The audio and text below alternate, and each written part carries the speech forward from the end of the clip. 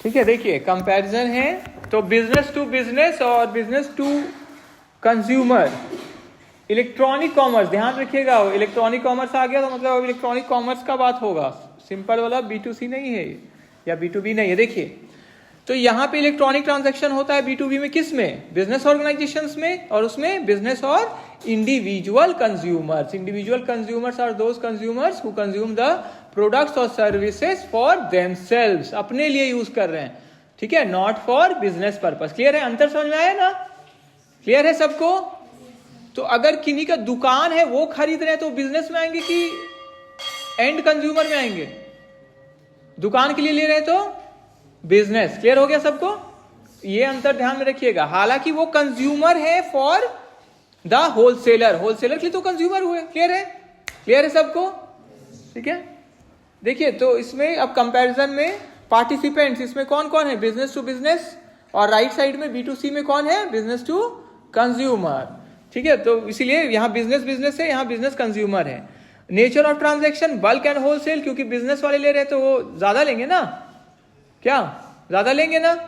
ठीक है, और यहाँ स्मॉल क्वांटिटी परचेस होता है क्योंकि वो अपने लिए लेते हैं। Order size large volume orders, large volume में ऑर्डर होता है, स्मॉल क्वांटिटी परचेस होता है इधर। डिसीजन प्रोसेस देखिए रैशनल, रैशनल है, सोच समझ के देख के कितना मेरा बिजनेस का रिक्वायरमेंट है उसके हिसाब से, इसीलिए रैशनल। रैशनल मतलब क्या होता है?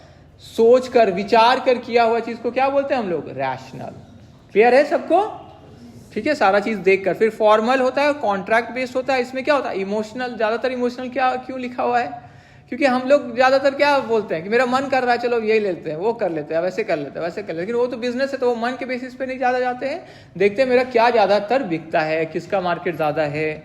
इमोशनल है, ये पर्सनल है क्योंकि घर के लिए अपने लिए सामान लेते हैं। क्विक डिसीजन है इसमें, है ना, कि घट गया है चावल तो अब कोई चावल छोड़ के कुछ और लेके गए तो घर में फिर क्या होगा? हिंसा ना, क्या पिटेंगे ना? इसको तो रोज हमेशा समझाओ पर ये यही करता है। ठीक है, चलिए फिर प्राइसिंग में देखिए नेगोशिएटेड एंड कस्टमाइज्ड, क्योंकि ये बिजनेस को बेचते हैं, है ना, और नेगोशिएटेड क्या? वही मोल भाव किया हुआ रहता है यहाँ पे। जबकि यहाँ पे मेनली क्या होता है? फिक्स्ड और लिस्टेड प्राइसेस, है ना। दुकानदार लोग कुछ लिखते भी है ना, फिक्स प्राइस, इतना ही में बिकेगा आपको। लेकिन वही जो बिजनेसमैन वाले अगर चले गए तो वो तो उनके साथ नेगोशिएशन कर लेंगे, है ना। रिलेशनशिप देखिए, लॉन्ग टर्म बिजनेस रिलेशनशिप है यहाँ, और यहाँ शॉर्ट टर्म या ट्रांजैक्शनल रिलेशनशिप। दुकानदार आज अच्छा से बात नहीं किया तो अगला बार तो हो सकता है जाए ही नहीं वो दुकान में, है ना। लेकिन होलसेलर रिटेलर का थोड़ा चलता है वैसा कि चलो चलिए उधार आप दिए नहीं अभी तक, दीजिए, है ना, दे देंगे, है ना। रोज क्यों टोकते हैं हमको, हम बोले ना अगले महीने का इतना तारीख को देंगे, है ना। पर ऐसा अगर रिटेलर ज्यादा बोल दे तो फिर लगता है आपसे नहीं लेंगे, है ना। वो भी, पर यहाँ पे क्या होता है? लॉन्ग टर्म होता है। क्यों? क्योंकि एक ही जगह व्यापार करना है, उससे सामान रेगुलर बेसिस पे लेना है, उधार भी दे देते हैं वो हमको, इस तरह का अगर है डील। पेमेंट मेथड, यहाँ क्रेडिट टर्म भी चलता है, उधार चलता है ना ज्यादातर होलसेलर रिटेलर में, है ना।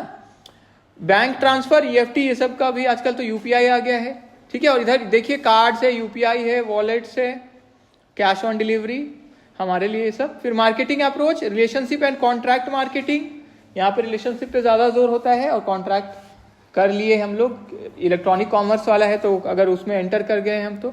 फिर एडवर्टाइजिंग और डिजिटल मार्केटिंग, एडवर्टाइजमेंट के बेसिस पर हम लोग जाते हैं, शाहरुख खान ये यूज कर रहे थे, है ना, सचिन तेंदुलकर या विराट कोहली इसका ऐड कर रहे थे, उसके बेसिस पे जाके लेते हैं हम सामान, तो वो ठीक है। एग्जाम्पल देखिए, manufacture buying raw materials online, manufacturer है तो बिजनेसमैन है खुद ही तो वो खरीद रहे हैं। और इधर customer buying clothes from an online store, Myntra से खरीद लिए तो क्या कंज्यूमर है। कॉम्प्लेक्सिटी देखिए, मोर कॉम्प्लेक्स एंड फॉर्मल, है ना, इसका फॉर्मल प्रोसेस मतलब एग्रीमेंट, है ना, डीलिंग, ये पहले से कॉन्ट्रैक्ट के हिसाब से तय है। फिर इधर सिंपलर एंड यूजर फ्रेंडली, कोई भी कंज्यूमर कहीं से भी कभी भी खरीद लेते हैं ना, ठीक है, तो सिंपल है, यूजर फ्रेंडली है। तो मेन डिफरेंस क्या है? यहाँ पे B2B में बिटवीन बिजनेसेस होता है transaction, large contract based dealing, जबकि यहाँ पे बिटवीन बिजनेस और इंडिविजुअल कंज्यूमर, और किसके लिए मेनली होता है? रिटेल परचेजेस, खुदरा, ठीक है। वहां थोक, यहाँ खुदरा। क्लियर हो गया? B2B में थोक होलसेल में, है ना, बल्क में, और यहाँ क्या है? खुदरा मतलब रिटेल, क्वांटिटी स्मॉल रहता है ना। कंक्लूजन, B2B फोकस करती है किस पर? Mainly inter business electronic transaction मतलब बिटवीन बिजनेसेस, इंटर मतलब बिटवीन, वाइल B2C फोकस करती है किस पे, online sales directly to consumer. Clear है सबको, बोलिए ठीक है।